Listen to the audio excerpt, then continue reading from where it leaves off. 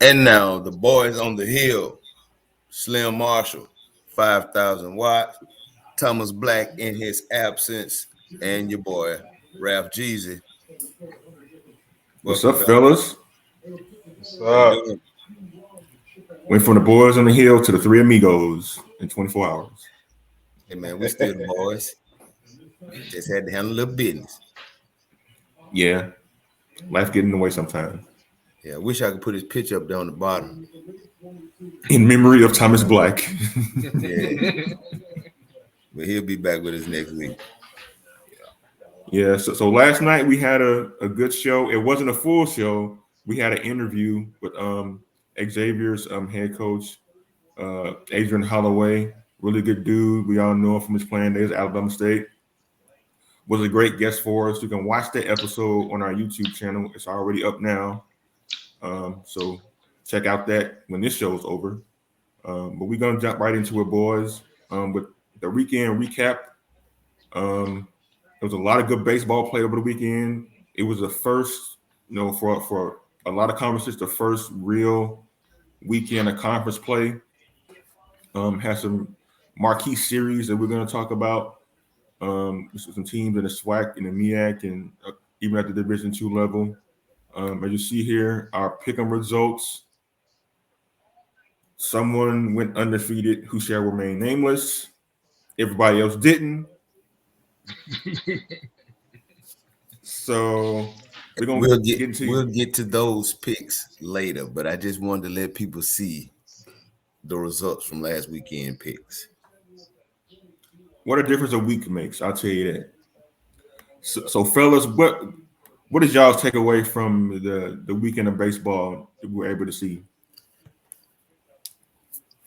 Man, I want to talk about that Alabama State FAMU series where FAMU ended up being swept. Where you had Angel Jimenez and Hunter May have big weekends for Alabama State. They combined for 16 RBIs on the weekend. You got good pitcher performances from Poole, Austin King, and a great performance from Osvaldo Mendez, who came in game two and pitched 5 2/3 innings with 8 strikeouts and didn't give up a run.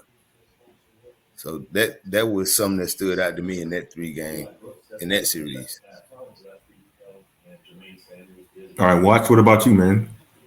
Yeah, I have to think about the. I have to go to just stay Bethune Cookman series. Uh, I thought we was gonna be able to at least steal one or two from them, but Bethune Cookman came in rolling. Have steamrollers caught it by surprise for their SWAC conference debut. Um, it appears we got out hit, but pitching wise, we seem like we're getting to our point where we got to start producing runs. I think that's the only thing we were missing that this past weekend. But of course, we got to just stay blood running through, so we know them boys go rebound real quick. It's just the first weekend. We just getting into to the meat of the season now. It's good to see Bethune brought their claws out. Try to capture this sweat crown. Yeah. But Bethune Cookman tied atop the SWAC East with Alabama State, 3-0 in conference play, 8-12 on the year. Overall, Alabama State 10-10. So Bethune Cookman, Alabama State, Jackson State, going to be very competitive in the SWAC East throughout the season. And for me, I thought that was the marquee series of the weekend. And what stood out to me was the pitching of Bethune Cookman. We saw a little bit of that in that series against LSU a couple of weeks ago, where they displayed their depth in their staff and in their bullpen, and particularly. And so in this series against Jackson State, they really put the screws on the Tigers on the mound. Jackson State was a ball club coming into the season. They kind of had some high expectations based upon the depth of their lineup and who they were bringing back. And so far this season, it really hadn't worked out for them. But Bethune Cookman, they had some arms, man, and they put them on display in the weekend sweep of the Tigers. Yeah, and also Pine Bluff won their series against Southern. They lost the opening game, then they came back and won the doubleheader on the second day that had to be changed due to rain. And Grambling in their series, they brought out the big bombs, man. They probably hit about 6 or 7 home runs. Cameron Buford, their shortstop, he had 2 or 3 home runs this weekend. Of course, the catcher Garcia had a home run. I want to say they had 4 or 5 home runs in game one. So they had an outstanding performance by Mr. Page again. Um, he's a dynamic two-way player, man, and you know, I think Gremlin is starting to get some things rolling. And of course, Alcorn and Texas Southern, man. Let's Um, talk about that for a minute, Ralph. I mean, like we man, briefly mentioned Alcor's season up to this point.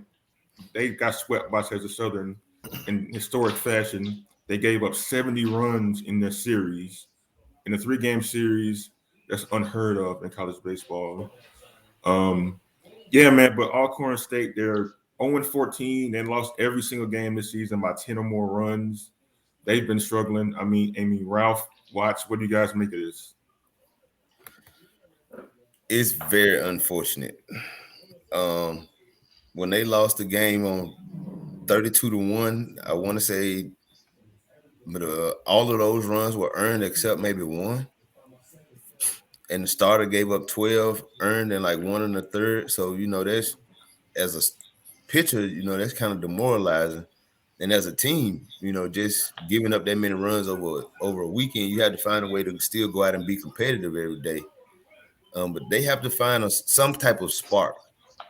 They end up scoring 4 runs in the final game of the series, but they need to find some type of spark or something to kind of get a 180 change right now. Yeah, yeah, I agree. I think another series too that kind of stands out to me is the Mississippi Valley State and Alabama A&M series. Uh, Valley ended up winning that series 2-1, outscoring Grambling. I mean A&M, excuse me. The first game 6-5, and the next 2 games 7-8, matching both the run production.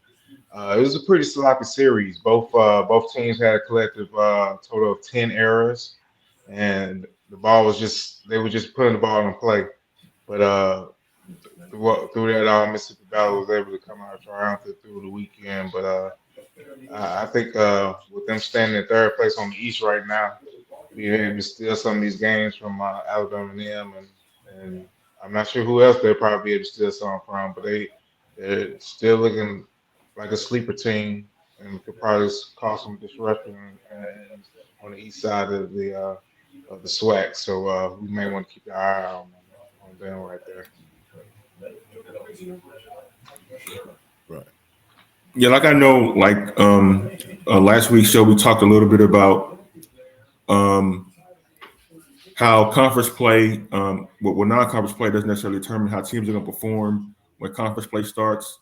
So, guys, like, what did you learn kind of from what you saw in terms of how team kind of made that transition from non-conference play to conference play? Well, I think teams kind of got their rotation set. Also the bullpens, lineups. Also, you kind of know what guys are situational guys offensively as well as for pitchers. You had to make defensive changes. And just, a lot of guys, when you go out there and have success in non-conference, as an individual and also team-wise, that kind of helps you once you go into conference play and saying, hey, man, let's go out here and attack this thing because now it's everybody 0-0, and let's go out here and really show these guys what's going on. Yeah, yeah, I totally agree. We getting ready to go into the second week of SWAC play, and like you said, Ralph, basically all the coaches had their rotations together. Like we saw with Bethune Cookman, we knew the first game Linthrope was gonna come out there and trying to be, tooth and nails, trying to shut down our bats, and he was able to. So I think the pitchers that we've been seeing stand out in non-conference play, they are just begin to elevate themselves as we walk into the conference. And we may have some more arms and some more flamethrowers that show themselves out as this conference play get ready to progress. But Page and Lithrom, they actually came and had a very good week of swag play this week. Yeah, before we move on, we gotta give a shout out to Savannah State. I know we spent a lot of time talking about the SWAC and the MEAC, the Division One conferences, but Savannah State, what they've been doing this season has been remarkable. They're 13-1 in conference play in the SIAC, 17-6 overall. They're undefeated in their division. They coming off winning a series against Morehouse. So this is probably the overall spanning divisions. This is probably the best ball club that we've seen so far. I know both of you guys had a chance to kind of get out and watch them. What about Savannah State? You know, from what you guys have seen so far this season, that kind of makes them the team that they've been through the first third of the season. You say, You Ralph. you want to go watch, or you want me to? Nah, you go ahead, man, because bro, we both saw the same thing. Um, they have a dynamic offense. The way their lineup is set up with Joe Smith at the top, that young man is hitting like 430 right now. He hit a home run the other day over at Gresham Park. It's not just him. They deep, man. They have Cameron Diaz, Champion Robbins, Calvin Rucker, what's this? Desmond Joseph the second, Gabriel Paxton. I may have said that wrong. Like each one of these guys had about 5 or 6 RBIs over the weekend.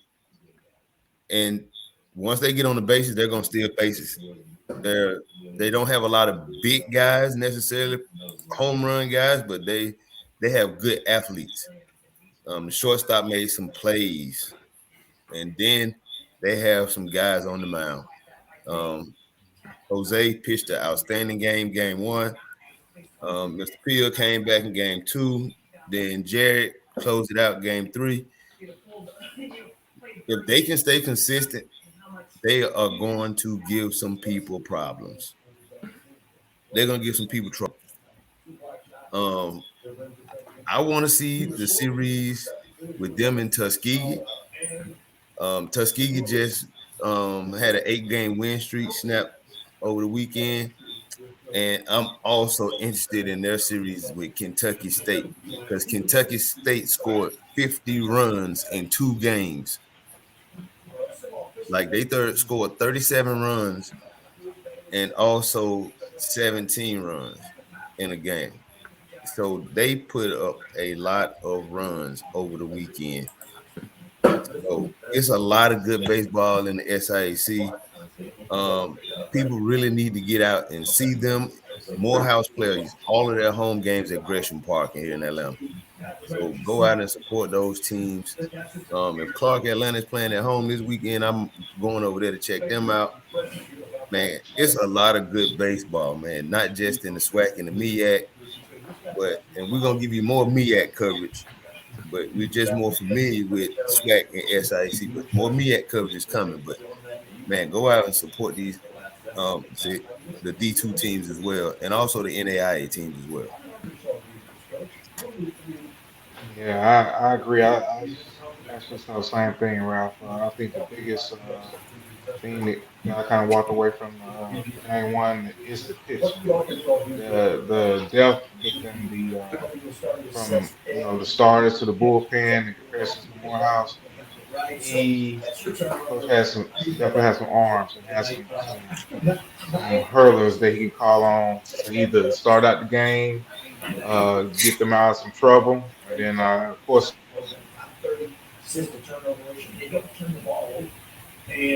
I think Watts froze up. I think Watts froze up, man. He got excited about his comment to the computer then. So yeah, so I think they're a very explosive team. I wish we could get that matchup before the end of April approaches. But I'm really anticipating Savannah State and Albany State series to be highly contested, with both teams being on the same side of SIAC. Um, yeah, that may be the championship matchup right there before the tournament even starts. But yeah, like you said, it's very good baseball in SIAC, and it's gonna be highly competitive. You kind of see a bigger gap in as far as the teams right now, but the two teams that are standing out are actually playing some very good baseball. Yeah, like the depth of talent across the board in all divisions is on display. And so this season is going to be really competitive. There's going to be a lot of tight races in all divisions, and for conference play and for spots in the NCAA tournament. So yeah, like it's going to be a really, really fun season. Only the first weekend of conference play for a lot of schools, so you're getting a sneak peek of what's going to be coming down the road.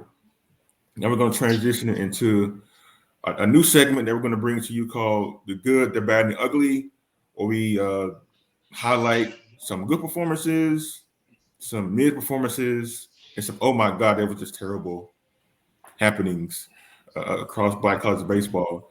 And we got a special one for the good. This happened um, in a midweek game between Bethune Cookman and Florida. Yes, Bethune Cookman played Florida. Bethune Cookman has been playing a hellacious schedule so far this season. They played down in Gainesville um, last Wednesday, and they had a kid named Malik Stevens. I think Ralph has the video of it, or maybe not. But yeah, it is. He steals home. So Stevens just baited you Wait, to this sleep, man. basically. Gassetti just didn't look back his way, tossed it, and that ball was. He took Yeah, what he so wanted Malik at that point. Stevens. Yeah, so Malik Stevens stole home. It was one of two runs that Bethune Cookman scored against Florida. They ended up losing that game 3-2, but it wasn't a straight seal of home, but it was a seal of home, and unless was always an impressive and exciting play in baseball. So boys, like, what do you guys think about that? Stevens, stealing home in that situation. Always take advantage of your opportunities. I think it was Yep. nice. I love it. Yeah, Catch I the agree. catcher being lazy, just floated one back. Hey, go try it. Put pressure on the defense. Force them to make a play. Yeah. All I say, that's how we play baseball in the sweat. Don't get caught slipping. Yeah. Yeah, We got to so find a way to manufacture runs when we can, and we got the speed to do it. So yeah, Watts, he was definitely a speed guy on that one right there. yeah, that's a speed guy.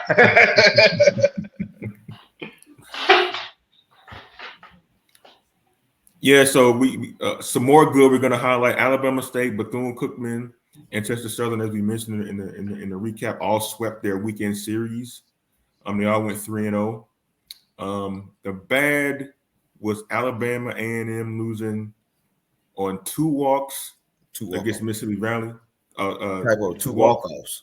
Oh yeah, Two two walk-offs. walk-offs Yeah. against Mississippi Valley State. Late in the game, that is always a crusher to lose in that way. And then, as we mentioned a little earlier, Alcorn State allowed 60 runs in their weekend series loss to Texas Southern.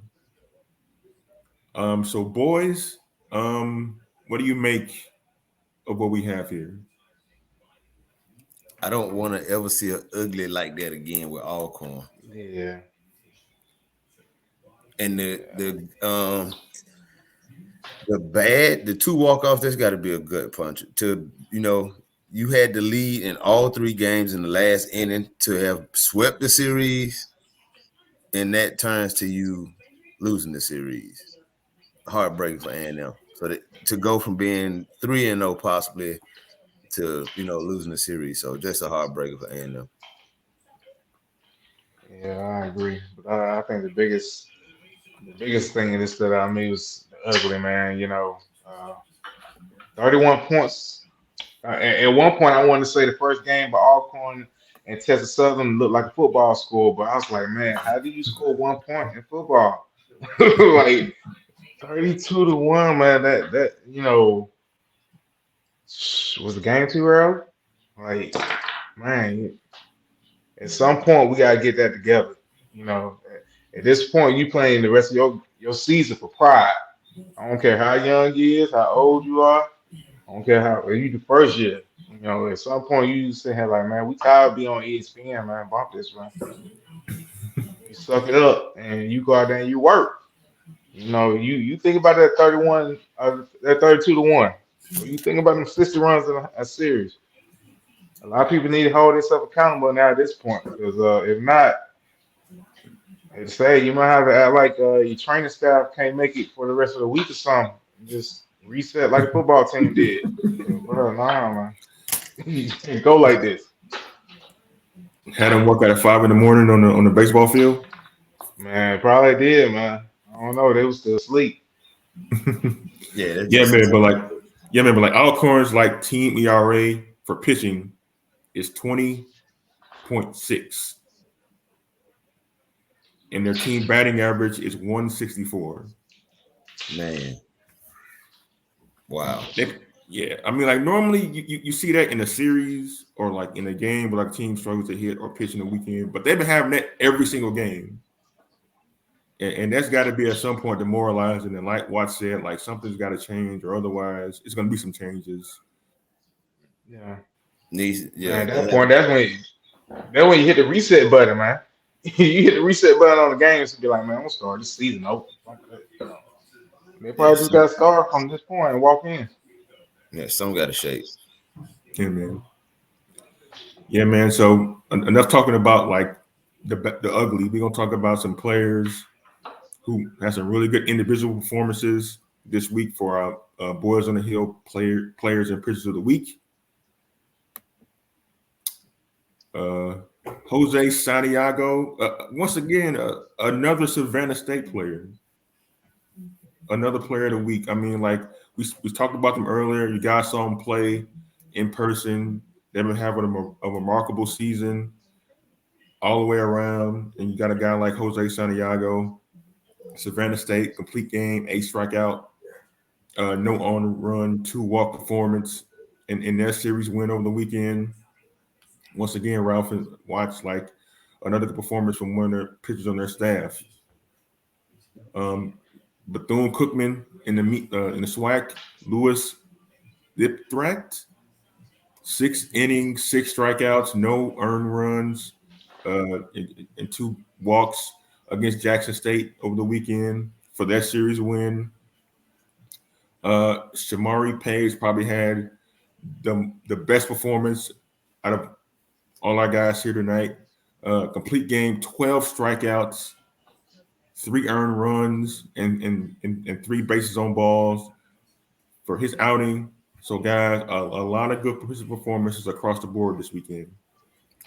Right. And, these 3 guys just were the ones that happened to be awarded, but there were some other guys that had good weekends. Like I mentioned earlier, Osvaldo Mendez from Alabama State, he came in a close game and ended up getting the win for them. Again, Enrico Peel had a good game this weekend for Savannah State. So it was just some good pitching all around. Go bring you the stats of some guys later on in the year to just get some statistical leaders. But it's a lot of good pitching. And as this thing plays out, I think it's going to be some guys that we haven't heard of yet that are going to eventually make a name for themselves. Oh, yeah, most definitely. I mean, like we mentioned before, like the talent across the board is pretty deep. And so these names are going to be interchangeable as the season goes on with performances on the mound and at the plate. We'll talk about right now. Yeah, not surprised to see a Texas Southern player up there for one of our nominees for Players of the Week. Gabe Vasquez hit 750 in the series against Alcorn State. He had 3 doubles, 8 RBIs and 2 home runs. Coppin State's Brian Nichols hit 438, 7 hits, 7 runs scored, and 7 RBIs and 4 runs scored over the weekend. Rafi Rodriguez for Norfolk State hit 474, 9 hits, 5 RBIs, and 5 runs. And then as a team, Kentucky State scored 56 runs on 44 hits in 2 games over the weekend.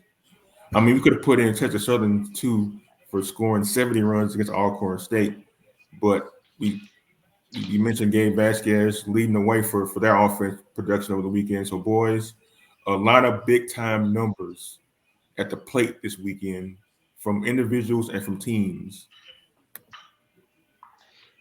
Yeah, I think what's standing out is Gabe, man. Gabe is leading in 6 of the categories as far as the leaderboard for hitting right now. He's leading in batting average, slugging percentage, on base slugging percentage, run score, hits, runs batted in, doubles, and triples. Like the man's on fire right now. I don't know if he gonna cool down, but you batting a cool 478. You already threw a month. That's pretty nice right there. And that's number So, 2. Texas, he's number 2 in the nation in batting average. But Texas Southern as a team, they're in the top 5 in batting average, run scores, and I want to say they lead the nation in stolen bases. So they've been having a good offensive season so far, and their team batting average is over 330 right now. I don't know what the coach did, but them boys sending that ball like a beach ball right now, bro. Right. They busting it, man. I mean, like they faced a pitching staff, like you mentioned, Alcorn State hadn't been doing very well. So every pitcher on their staff probably like they're throwing the beach ball up there to plate.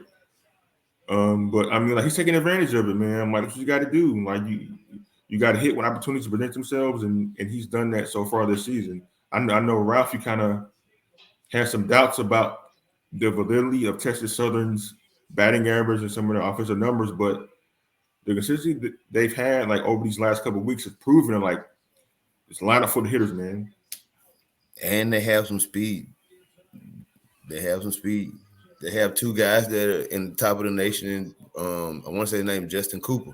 So I just want to see how the season plays out because it's still early, and we've seen a lot of good things, and I think it's only going to get better. Yeah, for sure. And now to the best part of the show.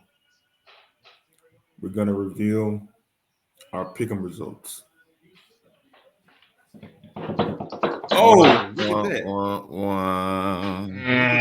Look at that. Look at the leaderboard so far. We tied up, though. I mean, we're still looking nice. Still looking nice. No separation yet. Everybody still has a running forward. You still the only person that had a losing weekend. Come on now. All right. That was an anomaly. No more losing weekends for me, buddy. I hear you. I hear you talking. I'm just saying, man, yeah. The big zero in the loss column speaks for itself. I would say that. You right. You won. You won last weekend, but nobody had a losing record last weekend, so we good. Yeah, I mean we just know baseball. That's what that look like right now. Facts. That look like the wild card race. Well, according to the standings, I know baseball a little bit more than everybody else. So I'll keep it at that. Okay. I'll keep it at that. Okay. I hear you talking. So the end of the series with our picks, I'm just gonna tell you the truth. I did not expect Pine Bluff to beat Southern. I just didn't. I was surprised in that pick, in that series loss that I picked. That was the only one I was surprised in. Because I agree. Because I really thought the Jackson State Bethune series was a toss up, was a pick 'em. Either team could have won that series, but the only one I was surprised on was Pine Bluff and Southern. But hey, we all wrong sometimes. Yeah, I thought the JSU Bethune was going to be a toss-up too. But I mean, Bethune Cookman swept them, man. So despite the fact that it was a sweep, there wasn't much separation between the teams overall. It was competitive games throughout the entire weekend. But yeah, like that series could have went either way with things happening here and there throughout the 3 games. Absolutely. So without further ado, it's pick'em time. Let's go.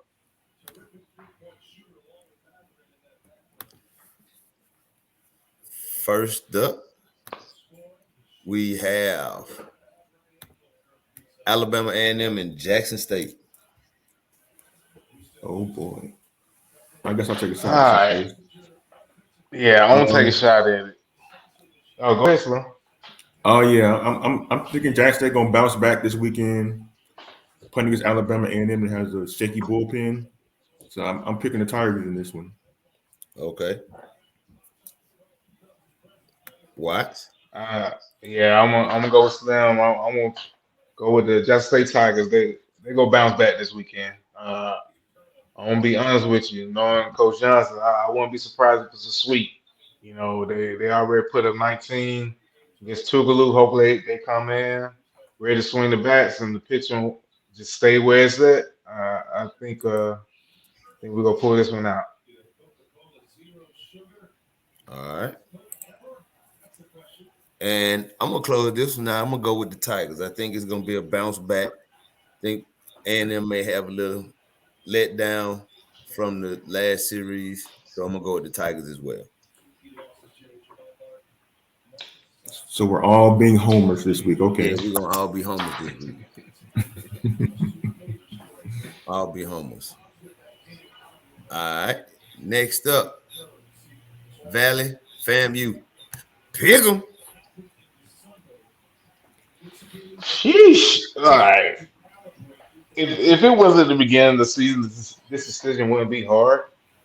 But Valley's walking in the conference playing good ball, and it seems like FAMU is going through that mid-season transition of just trying to find themselves and being swept this past series by Alabama State. Will they get it back? That's the question. Will they get that mojo back? Um, Valley's gonna be Valley. The question mark is FAMU.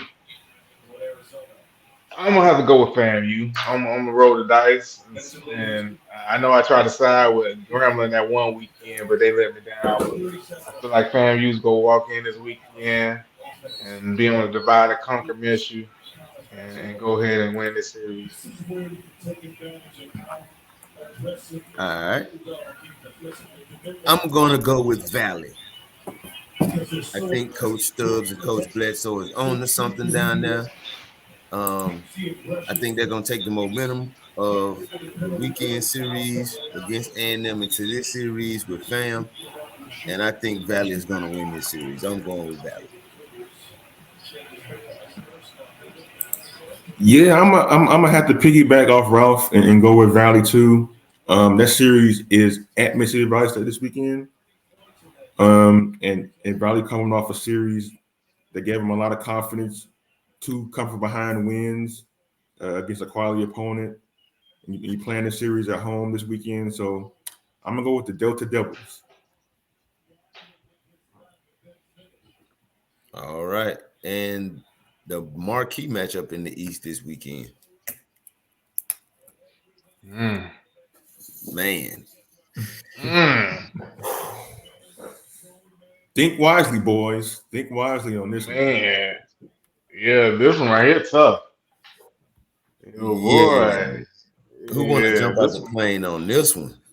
Man, where my dice at? Where my dice at, man? Yeah, we're gonna have to roll dice on this one because both Um, pitching staffs are solid.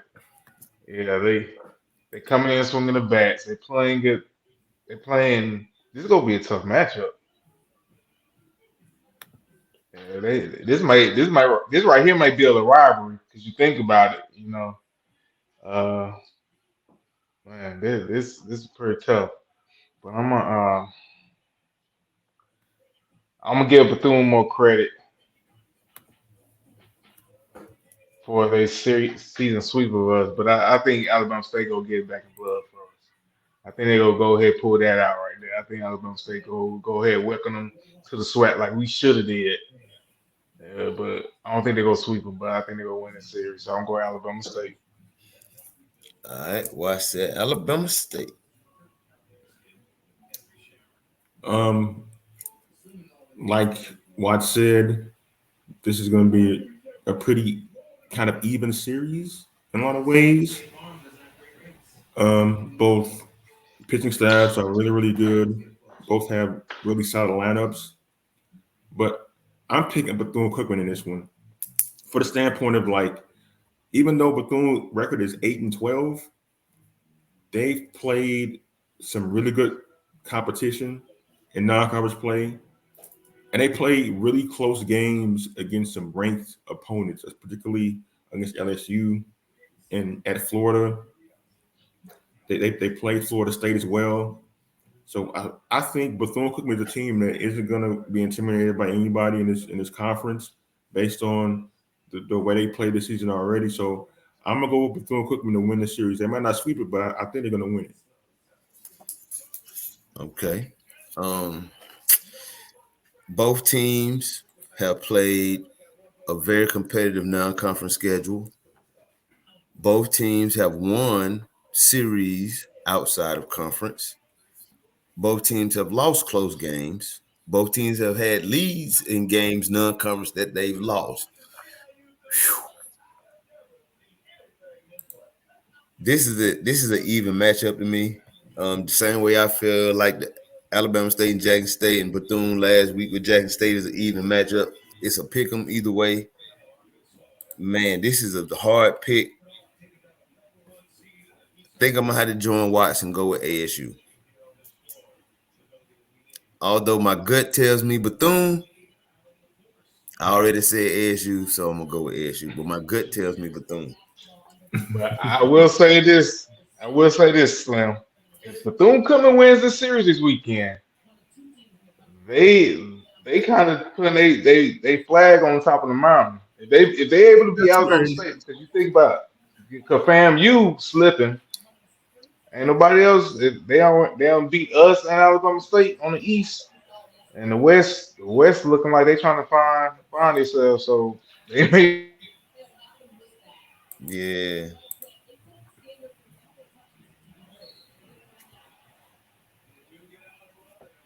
I think Watts froze up again, Slim. It's taking too hot, man, for the computer. Oh, there you go. Right. There Oh you yeah, go. there you go. All right. So now we're on to the west side of the bracket of the conference. Grambling and Southern. Pick 'em. Ooh, the Bayou Classic Baseball Edition. Oh. Right. All right. Both teams have been stumbling throughout the season.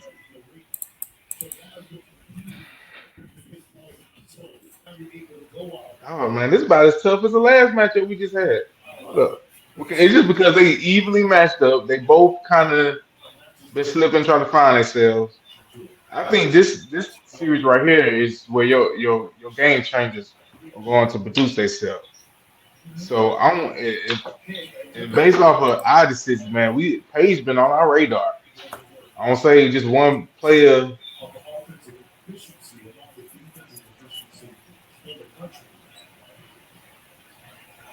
Watch froze up. He got to be out there where they got that stream internet. It ain't that serious. Maybe a 2-1. You must be I don't out go there. with Grambling. You must have that stream internet. Yeah, I do, man. It's streaming. I got too many You know, devices on me, bro. Oh, you need to upgrade to 5G, man. Man, what? I'm gonna pick Gremlin, and I'm gonna go with Gremlin because Gremlin has shown some offensive fire here lately. So with Cameron Buford, Garcia, and the rest of those guys, I think they're gonna get a good performance out of Page. on Friday night, and I just think they're gonna out hit Southern over this weekend. But you know, this is a rivalry, so you never know what's gonna turn out. But just looking at it from a baseball standpoint, I'm gonna go with Grambling. Yeah, in years past, this would be easy. I just pick Southern, but Southern not the Southern of old. They're just not kind of played that way all season. So this Bayou Classic is going to go to Grambling, in my mind, for a lot of the same reasons Ralph said. Yeah, I got the Tigers winning the series. And watch, you went with Grambling as well. Yeah. All right. Next up on the board, we have Texas Southern and Pine Bluff. Pick them. I'm gonna go with Texas Southern on this one. Their bats are hot. They coming off a series that scored 70 runs. They may not score that. They definitely won't score that many runs against Arkansas Pine Bluff. I can guarantee you that right now. I'm going on a limb say they won't do that at all. But they have a very deep lineup. They have some hitters. You mentioned Gabe Velasquez earlier in our show, who's been absolutely raking all year, and those numbers don't seem to be a mirage from him or anybody else in their lineup. Yeah, so Texas Southern, man, they've been hitting the ball so well these last few weeks. They're gonna continue it. They're gonna get enough pitching, I think, to win the series against Pine Bluff. Yeah, I have to agree with you, Slim. I'm gonna go with Texas Southern on this one as well. I think I'm not sure if they're playing home or away. I don't think it matters.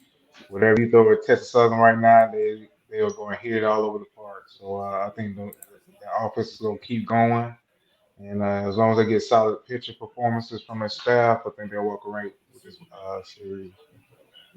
Right. And I'm gonna go with Texas Southern as well. Right now they're just you Pine Bluff's gonna have to get a guy on the mound. They're just gonna have to shut them down. And until then, until somebody does it, I'm gonna go with Texas Southern. And bright spot for Pine Bluff. Gives props up to Dante Leach, Pine Bluff, Smalls Leach. Had a decent little weekend. But yeah, that's that. And last, and certainly not least, Alcorn MPV. Pick them. This should be easy. Yeah, you have to go with that purple and gold though. Which one though? And which one though? Yeah, this should be easy, man. Yeah, Okay, how about we I'm do gonna go this? with what's that? We do over unders. Like Oh no, over we under go how many we runs going. scored in this series. Start with 100. So we're gonna do over under for this series, Slim, for real. I mean, we can because we know who's gonna walk away with it. I'm Yeah. not gonna lie. I I don't know, man. Let go over under. You say 100. Let's at least go. Let's go No, not 45. 100, man. Let's go 45. So that's y'all think they're gonna give up 15 runs a game. I mean, and they gave up 10 runs every single game this season, so 15 not out of the possibility. I'm gonna say Prairie View gonna win. I don't even want I'm not gonna even get into the over under. I'm gonna leave that alone. I go with you, Slim. I say Prairie View go get the win, but I won't say under 45. Under 45. I think all corn. Some it's some pride is gonna start kicking in. You know, so All I right. say under 45. You would hope so. Yeah, like all the way around, all the way around Prairie View, man. What you doing your over under, Slim? I'm gonna go over under 50, man. 50? Okay, you go. Yeah, You going 50. 50. So you saying they going over 50? Yes, over 50. Mm-hmm. Wow. So okay. I can't wait to come back next week and talk about that. Like I said before, man, like the way Alcorn play this season, anything possible, man. Man. All right. I don't want no. No 50. You might want to join the two, man. No, man. We'll be like, that's the only way you get that W right there. You got to do the over under, man, because I don't like. We hope. Yeah, man. We know what the outcome of the series is gonna be, man. So you might as well have a tiebreaker in there somewhere. Okay. So that's the tiebreaker for this series. Okay. Yeah. I'm gonna say over 25. Okay. All Being right. conservative. Okay, it's okay. I mean, because like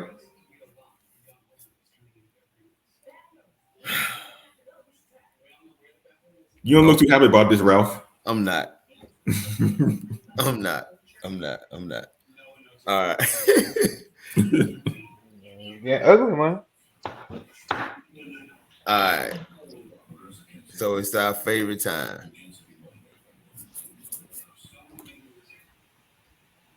Our favorite time, story time.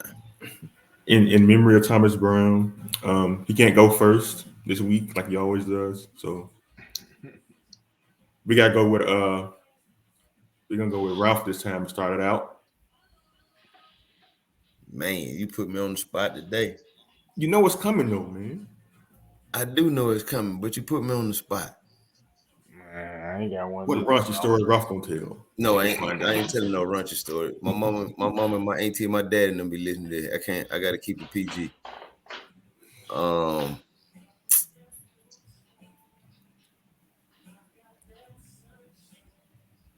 Man, just playing at Patterson Field in Alabama State. Alabama State doesn't play there anymore. They play on campus now. But I always loved going to play at Patterson Field. The infield was hard as a brick, but hey, it was fun. We always played against some fun Alabama State teams, some competitive Alabama State teams. That were coached by Coach Watkins. I remember my senior year we played them, and Anton hit a home run the inning before, and I came up the inning behind him and hit a home run. So he came back up behind me, hit a double. I came up behind him the next inning, I hit a double. He came back up, hit a home run. I came back behind him, hit a home run. And he kept saying, man, you won't let me get no shine. I can't get no shine today. I'm out here having the best game of my life, and you coming out here stealing my shine. Y'all boys just won't let me have no shine.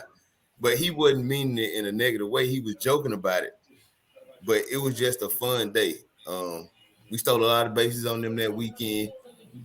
And a lot of people may not know this, but Patterson Field used to be the site of the Division II national championship with the World Series and things of that nature. But just getting able to play at that stadium that has so much history, being able to hit one on the hill and right center or hitting one out in the street, that was always fun. And just played at some good parks, man, like some parks with some relevance to them in the baseball world. That's my on the spot story time. Good story, Ralph. It was trash. Good story. Nah. But I got one for y'all. You better have one better than that one, Watts. Nah, I got one for. It's just like, we just think about a time when we was all playing ball, we was leading the nation in stealing and all this stuff, and people didn't know we was actually football players. And the reason I say that is because that was the first year that Jackson State expanded and got as a strength and conditioning coach. But the caveat was that the strength and conditioning coach was only tailored and focused on training football players. So here we are, we baseball players, baseball fans, we in the sweat box. That's what we used to call the workout room, over right next to the baseball field when they constructed it. basically doing football drills. We up in there lifting heavy, doing hurdles, Not me. I and wasn't. the whole time, yeah, the whole time we sitting there critiquing it like, man, this is not the right, this is not the right stuff we supposed to be doing. But and the thing is that we all remember it from our high school days when we used to play football. So we like, hold up, man. But our big shout out to Coach Coggins every day. I still say it every time, Finish the every drill. day, Finish the drill. every day. Man, but yeah, Coach Coggins, he had us muscled up. He had us muscled up. We was up in that thing, bro. We come on that thing, Ric Flair every day. We came out Ric Flair, but yeah, that was my fun moment right there, man. But Hey, we Watch. was What was the one preparing. exercise we? What was the one exercise we had to do every time we got in there? Man, what was it? I think it was at it was a hurdles, but I remember that one time he tried to get us to start doing power clean and all that stuff. I'm like, man, you trying to tell people rotator cuffs and shoulders? Like, I mean, we need those. Man, it was It was. He would always say, "Don't forget to get your med ball in. Oh yeah, the med ball. Yeah, yeah, the Don't med yeah, forget ball. to get yeah. your med ball in." Man, but yeah, Coach Kiger Yeah, had this right, man. yeah. Because Coggins was billed as an Olympic trainer who trained like world class athletes, and he thought us as baseball players were world class athletes, and tried to tailor his workout program to that. And we were like what I said, doing drills and stuff that we had no business doing as baseball players because our bodies didn't function that way for the sport we played. Yeah, but it was fun though, man. He got a lot of us in shape, and a lot of us were frustrated. A lot of us decided to do things on our own to compensate for that. But yeah, but real talk though, like watch, man, you like kind of undersold the story about the weight room because like when we first got to campus, at least my freshman year, our weight room Oh, was in the AAC, and it was the size of a broom closet. Literally, it was the size of a broom closet. We had these like 1975 like benches and man, it was about the size of there. an Anytime Fitness. You know, the Anytime Fitness that always be, yeah, it was about that size. I mean, but anytime Fitness had better equipment than we did, though. Yeah, that's true. It's a little bit better. They had cardio equipment. All we had was plates, bench, and two racks to do squats. That was it. And we were in this little tiny room, 26 guys trying to get their workout in. And we had to go in at like times because like we couldn't all fit in the room at the same time. Actually, there was two weight rooms, both for the same size. One that had the upper body equipment in there, and the other one had the lower body equipment in there. So yeah, man, that was crazy. So when we went to the new facility with Coach Coggins and his man ball workouts and his football workouts, we were like living in paradise, man. Lifting real weights on real benches, but my story time is something that we kind of like all did together for team unity one year before the SWAC tournament in Houston. So we decided to bond as a team. 25 black men decided to Who dye bright our hair idea black. was it? It wasn't my idea. That's for sure. Oh man. That's when Ralph had hair. So yeah, so like we all dyed our hair blonde. Some of us did not have blonde hair. I didn't have blonde hair. Mine was, I would say, more auburn color-ish type blonde because I remember going to the Walgreens, it was by campus in Jackson, going with my cousin and like getting the product. I didn't know what the hell I was doing. I thought I was gonna dye my hair blonde. I didn't want to go all the way blonde, so I'm like, I can't be out here looking like Cisco, man. I can't be doing that, man. Like Cisco. I want to be a little more conservative. So my cousin like put the product in my hair, and it stung like hell. I forgot what product I bought, but it stung like hell though. And like my hair and Amari Turner's hair were kind of brownish, not blondish, but some other guys, they had Hulk Hogan blonde hair, man. Boy, I was all the way honey blonde. And remember, Mm-hmm. black. He remember he did the strip. He did it. He did Yep. the He did sideburn. sure. Mm-hmm. He did his He sure did. sideburn. Yeah, I want to say that was either me and BJ or Put. I was in it. I Yeah. know I was involved in it. Hey, that's what I was saying. I was like, who idea was that? I think it was you and BJ. And they're like, "Hey man, let's dye our hair." But we actually dyed it for the Alcorn series because Wacko dyed his for the Alcorn series, and it was like, "I'm going to dye my hair tonight." So yeah, had my lady friend at the time came over, did it the night before the game, and popped up at the game with a blonde head. I'm talking about the whole team. My mama like, boy, what in the world? Well, Then when we got back from the SWAC tournament, my girlfriend at the time, she graduated while we were at the tournament. So when I got back, they were having her barbecue, and I showed up at her family's house with a blonde hair in Mississippi. Everybody was looking at me like, yo, what's up with this dude? She was like, nah, it was something they did as a team. I was like, yeah, let them know, hey, man, hey, I'm from the Delta. Hey, you know how we roll now. exactly. Yeah, that was fun. But like for me, like we got back to SWAT, like my cousin one night decided to take me to church. And my hair was in the condition it was in the SWAC tournament. And so she was like, let's go to the front of the church. I'm like, that's not a good idea. So I'm walking in with my cousin to this small church in Jackson, to the front of the church, and I'm 6'2" with brown hair. And people are looking at me like, who is this dude? And like, why is his hair? I was so embarrassed, man. Like, I never wanted to like dig a hole and bury myself in it as much as I did that night. I learned a very valuable lesson. Don't go to church with blonde hair because you're gonna get looks. People think you like just got out of jail or something, or like need prayer or whatever. Yeah, man, but I was in church with blonde hair, man. That's I would crazy, never let man. that down. Nah, cause y'all remember I had dread, so I was like, man, it was either go out here looking like an island boy or figure it out. Man, I did my tips. Man, and I ain't gonna lie, man, girls loved it. So like after the SWAT team, man, that whole summer, man, I was talking about I'm straight from Jamaica or something, man. You know, it was working for me, bro. But it was crazy, man. I remember when we did that too, man. I had to make a life decision though, man, because I like shoot, I'm gonna do my whole head.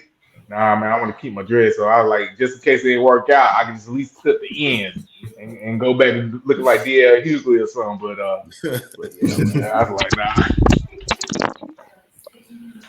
Yeah, but there was a lot that went on for that Houston trip for the SWAT tournament that we probably can we tell stories about that trip? No, we can't. Ralph says no. Depending on what story is about the trip. I mean, like we played a lot of MVP baseball. Yeah, we did do that. We had some seafood too after the tournament, and we probably should leave it at that. Though I think to be on the safe side, probably should. I'm saying too much right now. What was that? We trained at a nice facility. What was that? Over Ryan facility that we and I'm going to and working out every day. I think it was attached to the field. Yeah. Yeah. They had a little store in there, and something came up, missing. But let's go about that either. But yeah, man. So like that Houston trip was real interesting, man, for a lot of reasons that we can't talk about in depth.